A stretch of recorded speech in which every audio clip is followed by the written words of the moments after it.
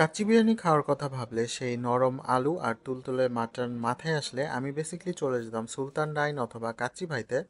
কারণ এই দুটো রেস্টুরেন্ট কাচ্চির জন্য আমার খুব পছন্দের। বাট গত 11 রোজাতে লালবাগে ওপেন হলো কাচ্চি ডিলাক্স, আবার তারা প্রথম 3 দিন 30% ডিসকাউন্ট অফারও দিয়েছিল। আনফর্চুনেটলি আমি অফারটা অ্যাভেল করতে পারিনি। যাই হোক, ওরা আবার দেখলাম রোজার শেষের দিকে 20% ডিসকাউন্ট অফার করলো। আর এটা তো মিস করা যাবে না। তাই চলে আসছিলাম কাচ্চি ডিলাক্স, লালবাগ কেএফসি বিল্ডিংয়ের 3rd ফ্লোর। ওদের অ্যাম্বিয়েন্স বেশ সুন্দর ছিল, লাইক আদার কাচ্চি ব্র্যান্ড। তবে এখানে ফ্যামিলি, ফ্রেন্ডস আর কাপলদের জন্য আলাদা আলাদা সিটিং অ্যারেঞ্জমেন্ট ছিল। মেনু কার্ডটা কাইন্ডলি তোমরা পজ করে দেখে নিও। আমি নিয়েছিলাম বাসমতি কাচ্চি, জালি কাবাব, বোরহানি। ইফতার টাইমে তখন এগুলোই অ্যাভেলেবেল ছিল। আজানের সময় ওরা খেজুর আর পানি সার্ভ করলো। কাচ্চি দমে ছিল বলে আমরা খাবার পেলাম 35 মিনিট পর। সো এই ফাঁকে মাগরিবের নামাজটাও পড়ে নিয়েছিলাম।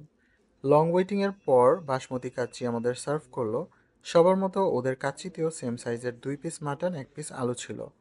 ইফতারের পর এই রকম গরম গরম কাচ্চি সামনে থাকলে কেমন ফিল হয়, তাই আমি আমার প্লেট দ্রুত রেডি করে নিলাম। ট্রাস্ট মি, কাচ্চি ভাই অ্যান্ড সুলতান ডাইন থেকে কোনো অংশে কম না।